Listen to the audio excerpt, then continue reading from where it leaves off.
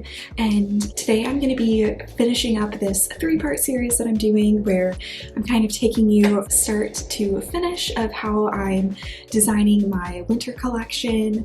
So in the first video I kind of talked about how I gain inspiration and how I decide on like a theme and doing some like research and stuff on Pinterest to find different like inspirational photos and creating a mood board and designing the different colors that I want to incorporate and figuring out the specific elements that I want to draw and paint out. And then in part 2 I actually went in and started painting all of the different flowers and berries and everything that I decided on. And then in this video I'm actually going to be finishing up the process.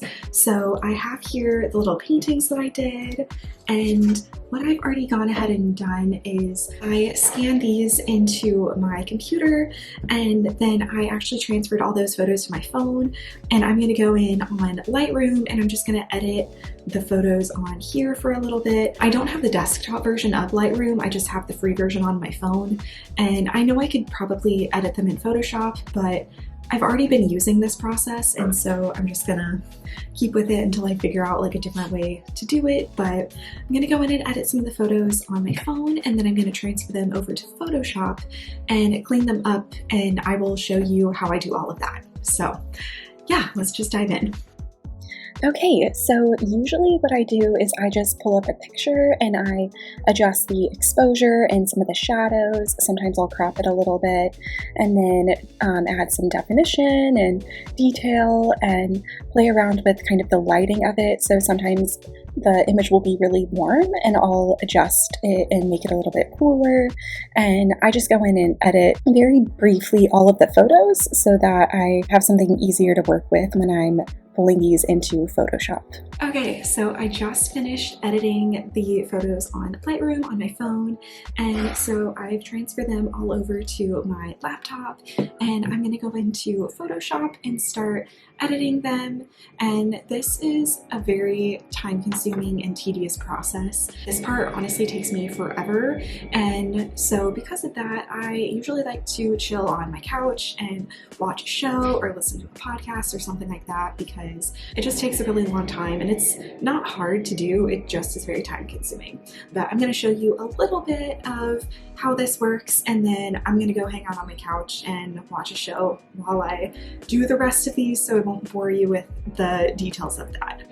Okay, so I am here in Photoshop and I'm just going to drag all of the files that I have in my photos that I edited in Lightroom. Just going to drag them over to my board here, and alright, this is a good one to do. It's very simple, and it'll demonstrate my point. So what I'm going to do is make this a little bit bigger to show you, and I'm just going to get rid of all of the background and things that we don't need. Oh, oops.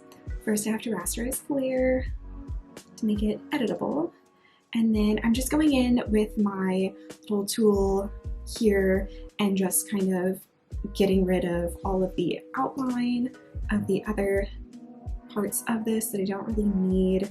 And there are so many different ways to do this. You don't have to do it this way. There are a lot of other ways of doing kind of the same thing, so this part is, yeah, more flexible. So anyway, once I've kind of gotten rid of those, I actually go in, and sometimes you can do the quick selection tool and you can like select the subject that way and maybe it will do a perfect outline, but see how it like just misses a lot of this? So I can kind of fill that in if I want to.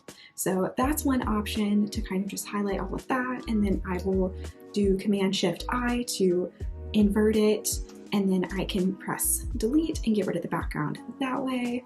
Or I can do a different way of doing it and actually right click on the same tool, do the magic wand, and then kind of get rid of the background that way. So that's typically what I usually do, is do the magic wand. Sometimes it'll be a little bit choppy here, and so there's some different ways of, you know, doing it that way. And then I can go in and just kind of clean it up a little bit, get rid of some of the other little bumps and different things. Sometimes those pieces add a little bit of character and texture to it. So it kind of depends on, like, you know, what you want, your preferences, things like that. I actually retake the photo of this one because it looks a little bit blurry here, so may redo that. But anyway, it gives me a piece to work with, and then I just go in and like do that with all of my other pieces. Yeah, but that's kind of the gist. I just go in and like really clean up all of the different specific pieces. Some of them I didn't photograph that well, so I may go in and like take the photo, re-edit it, just to make sure that it's like, that it looks good and it's going to work well for the pattern. But yeah, like I said, this is kind of the most time consuming part, is just getting all of these specific elements in Photoshop and fixed up well so that they're going to print well on the pattern once I design them. So I'm going to go in and edit all of these, and then I will check in with you later so I don't bore you with how time consuming and tedious this is. I have all of my specific pieces that I've cut out of like the background, removed the background, cleaned everything up. Then I throw them all into a Photoshop file, and I've already done this, but going back to the top. So basically I go and I create a new, I do 10,000 by 10,000 pixels, and orientation doesn't matter because it's a square. I do 300 resolution, and I keep it RGB. Everything else is the same, and I create the board. So that's what I've already done, and then I've thrown all of the specific pieces here into my board, and then I just kind of will start arranging them. But to make sure that they're a seamless pattern, I actually go in and I create a new layer, and what I do is I create a square, and I fill it in with a color, and usually I do something that's a little bit darker than the white. So once I choose my color, I click the paint bucket tool and I just fill in that square, make sure that you're on the right layer in order to fill that in, and then I can move that to kind of the center of the page, and that's where I'm going to be working to design my pattern. And what I do is I actually lock the square, and actually I usually make it a little bit smaller, so it'll probably be around that size, and I lock it so it's not going to go anywhere if I drag it. I have freedom to work with arranging all of these pieces, and I just start like arranging them around the square in a way that seems interesting and fill in all the empty spaces, and I can like transform them and rearrange them. I can also go to edit and transform, and I can flip them like horizontal or vertical and play around with the different ways that these can be arranged. And I just go in and play around with different arrangements, see how things look and feel, and it kind of takes some time just to like work with it and arrange them in a way that, you know, looks cohesive. And I can also go in and do Command J and like duplicate a piece, and then I have the same one, and then I can transform that if I want it to be in a different direction, transform it like horizontal so it looks different than the other one. So just different things that you can do to kind of add in different pieces, and I just go in and fill in all the white spaces here and then play around with some of the different sizes. I don't like to stretch them too much because then they look kind of pixelated, so I try to keep them at the size that they are on the board. If I do change it, I'll make them a little bit smaller, if anything, but typically I try to keep them at the size that I added them to the board.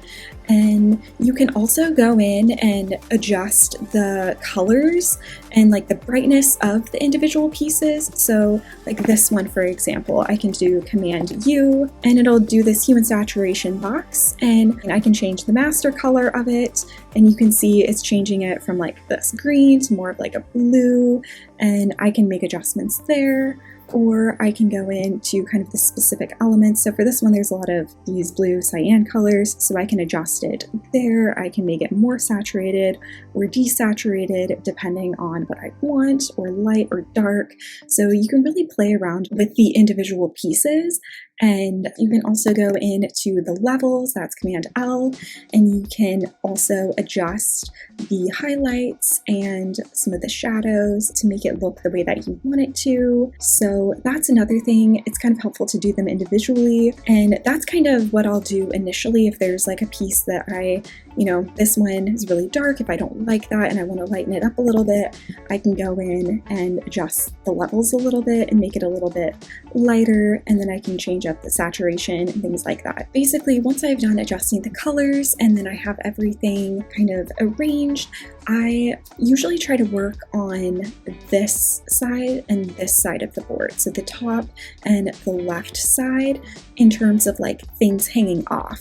I try not to have pieces hanging off on this side because when you're creating a seamless pattern, you want it to translate through. So if it's going to be on this side, you also need to have it on this side. So this is a little confusing to explain, but basically, so over here, I will duplicate that and I'll hold Shift and move it over here. And the guide usually helps you, so I can paste that exactly where that's going to be on this side. And then knowing that this is going to be here and like maybe these two are going to be here as well, I can copy them, paste them over here. So I know these are going to be here, so then I can work with the spaces over here in between and make adjustments that way so that when I make the final cuts for the pattern, it's going to be as seamless as possible. That's kind of what I spend time doing. It usually takes a long time to like put everything together, but that's kind of my process when it comes to working on the board. And yeah, let me show you what I do when I've finished arranging everything and am ready to put it into a pattern. So once I have everything arranged the way that I want it to, and I'm ready to finalize my pattern, I actually go in and I highlight all of the different files that I have here, and I do Command G and I put them into a group.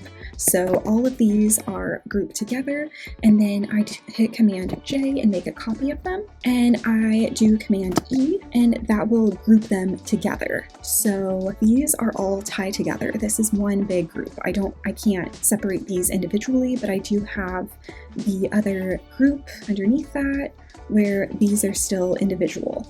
So I am just going to hide the group and I'm going to work with this. So what I'm going to do is I am actually going to keep this one locked here, and I'm going to go and make sure that this is clicked, not the group one, not the original group one, but the copy that we made.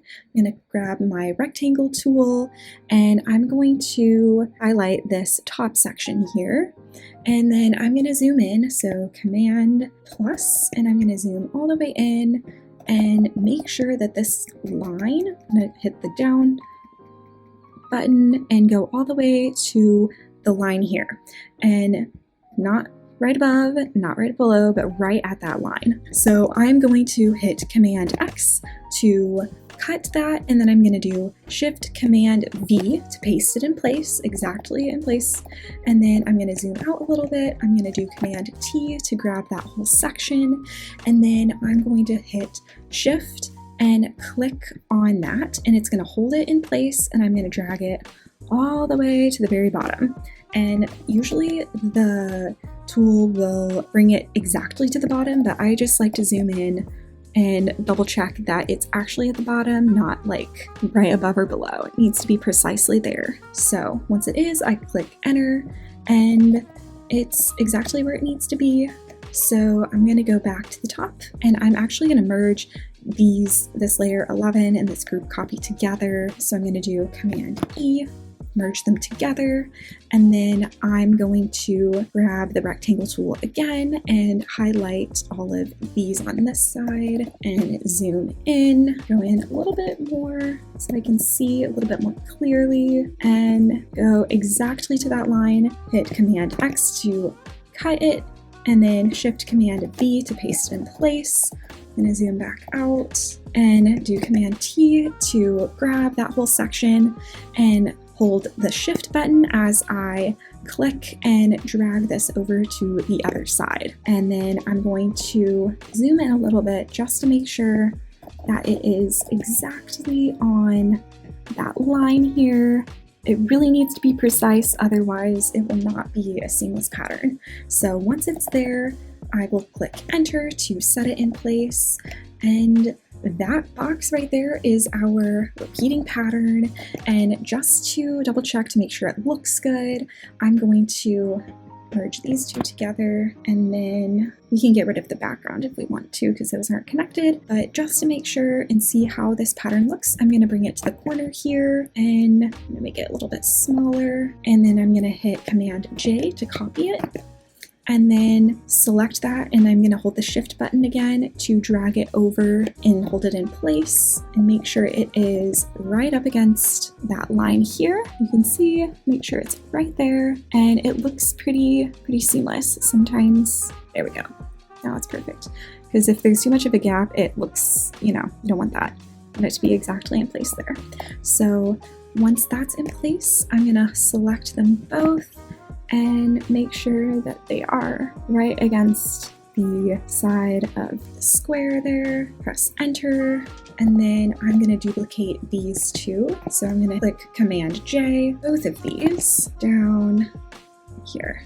And you can kind of double check and make sure that everything set correctly. Sometimes it doesn't always paste it in place, so I just like to zoom in and make sure that it is where it needs to be, and yeah, it looks like it.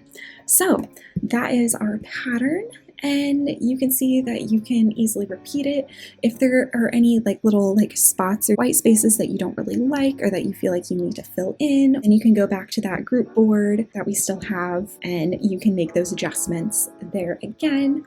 And then what I like to do is make a copy of the background and actually go in and play around with some different colors for the background. So I'm on this background copy and I've grabbed my paint bucket, chose a color, and I'm just going to click on that here.